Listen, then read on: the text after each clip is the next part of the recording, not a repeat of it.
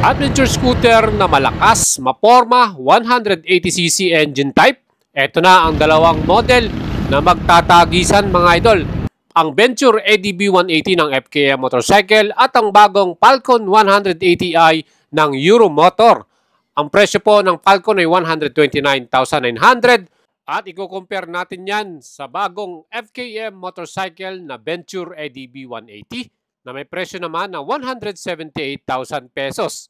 Bakit nga ba kayo bibili ng mga bagong adventure scooter na to? Anong advantage ang makukuha mo pag binili mo tong FKM Venture ADB 180? Loaded sa mga tech features at lahat ng hinahanap mo. At ang FKM Motorcycle ay Singaporean company at ang kanilang factory ng motor ay galing po sa China. Plus ang ating namang Euromotor Falcon 180i ay nakabase naman sa Taiwan, mga idol. Siyempre yung factory nila, yung mga ibang motor nila ay nanggagaling din sa China. So, ang bagong Falcon 180i ay available na sa market. At mabibili mo yan sa mga Mitsukoshi Motors Store or sa mga iba pang dealership nila. At ang FKM naman ay available din sa lahat ng FKM Store branches. At mga idol, kung kayo po'y bibili ng FKM, pwede kayo mag-PM sa atin at tutulungan at assist natin kayo. Ang bagong FKM Venture ADB 180 ay may total engine type na 180cc, single cylinder, 4 valves, liquid cool, fuel injected at CVT transmission. Ang kanya naman max power, malakas to, 18.2 HP at max torque 17.2 Nm. Malakas ang arangkada, di ba? At mabilis din itong mahihit ang top speed na 120 km/h.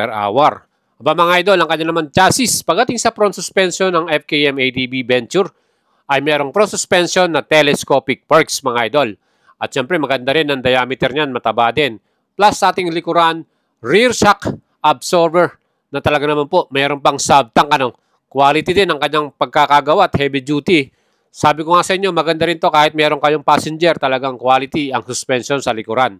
Pagdating naman po sa kanyang stopping power, aba meron tong equipped na dual channel anti-lock braking system.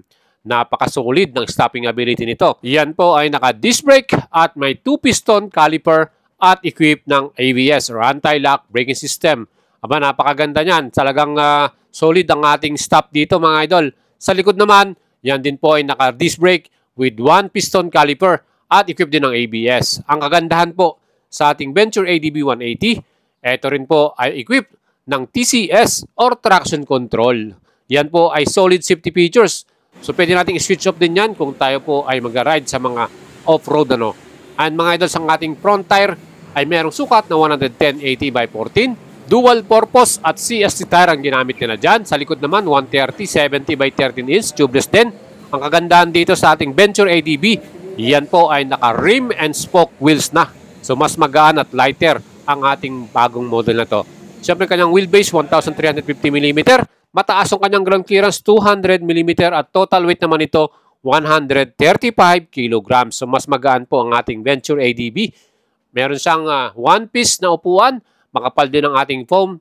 At ang sukat ng seat height nito ay 790mm mga idols. Ako po ay 5'6".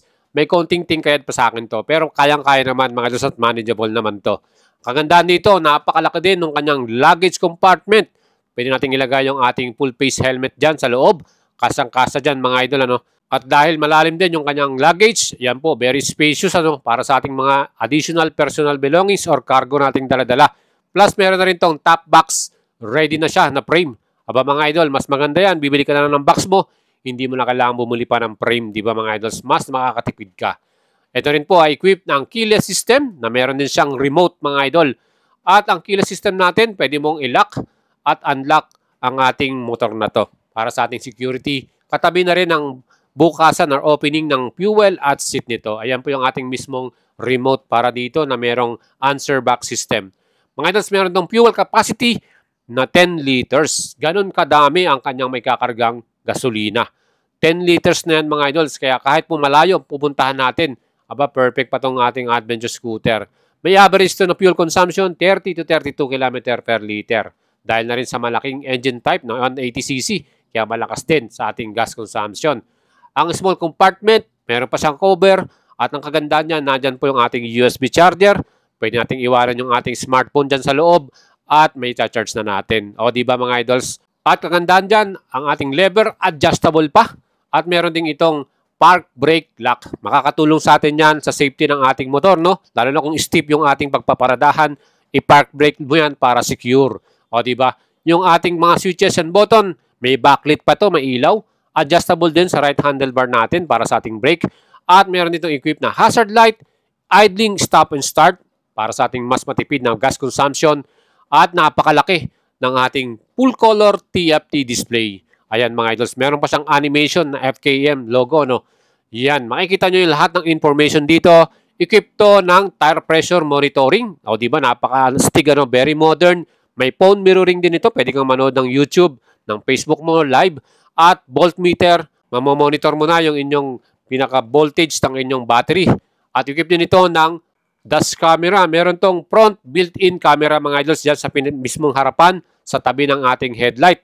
At mamomonitor na natin, may re-record natin yung mga rides natin. Di ba napakaganda tong model na to? Full LED ang ating ilaw, lalo na yung daytime running light, headlight, at ating mga high and low beam. Naka-projector lang pa ito. Talagang napakalinaw.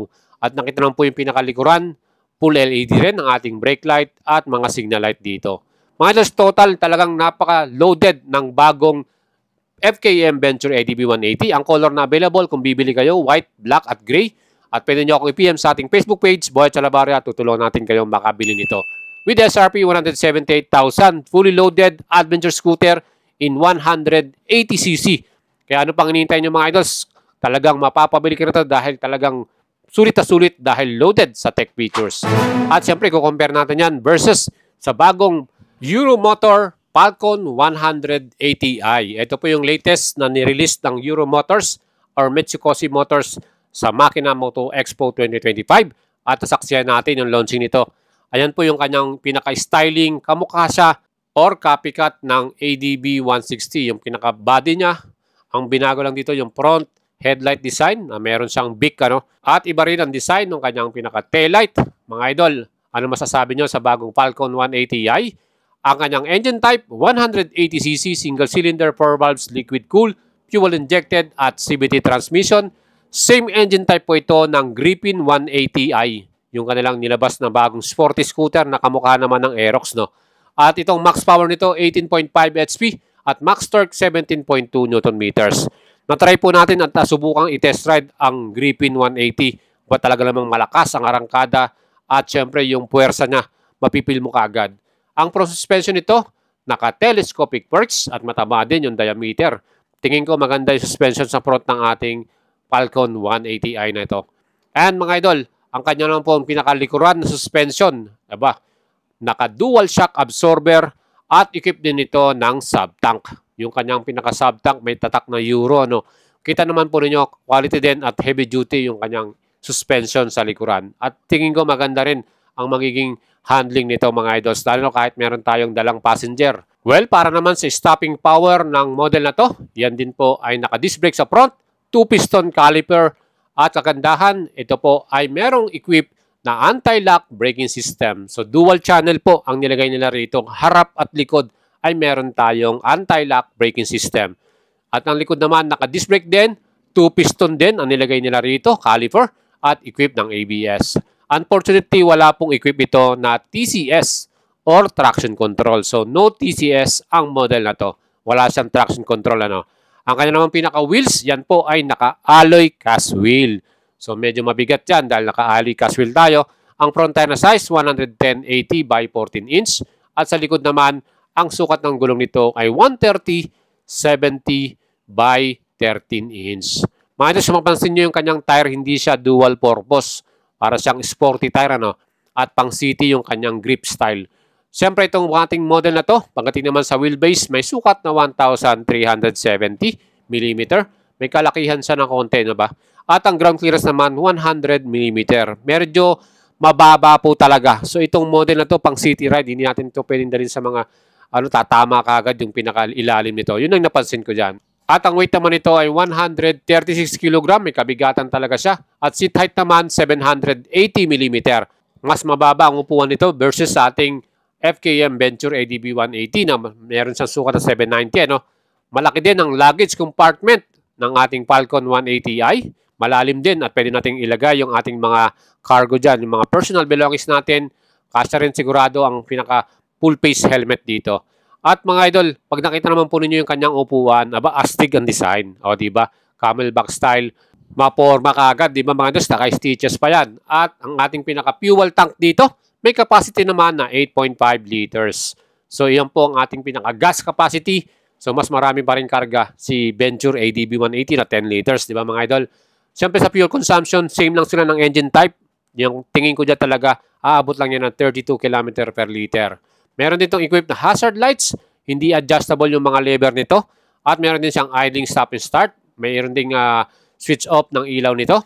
Napakasimple lang ng handlebar niya mga idol, ano? At yung mga lever niya, yan po ay hindi adjustable at wala ring park brake lock. Fully digital yung kanyang meter display. Kung mapapansin nyo, yan po ay same style ng ADB 160. At wala namang special sa kanyang meter display. Wala rin tong mga features gaya po ng phone mirroring or either tire pressure or wala ding phone connect, no? Mga idol, yan po kayang ilaw, napakastig at bumagay yung pinaka-tuka, yung pinaka-big sa pinaka-harapan, ano. Full LED ang ilaw nito. Kita naman po ninyo, ano, bumagay yung black na mga nakalagay dyan na cover. At yung ating pinaka-windscreen, smoke black din, ano, maporman tignan. Para sa ating likuran, split type yung style ng kanyang pinaka-tail light or brake light. At yung signal light natin, lahat yan po ay LED lightings. Ang ganda rin, di ba? Mastig ng pormahan. Yan po ang ating brand new Euro Motors Falcon 180i. Tatlong kulay ang available, gray, black at white na may presyo naman ng 129,900. Kung titingnan natin sa presyuhan, ang laki ng difference para sa isang FKM Venture ADB 180 na mayroong 178,000. Ano?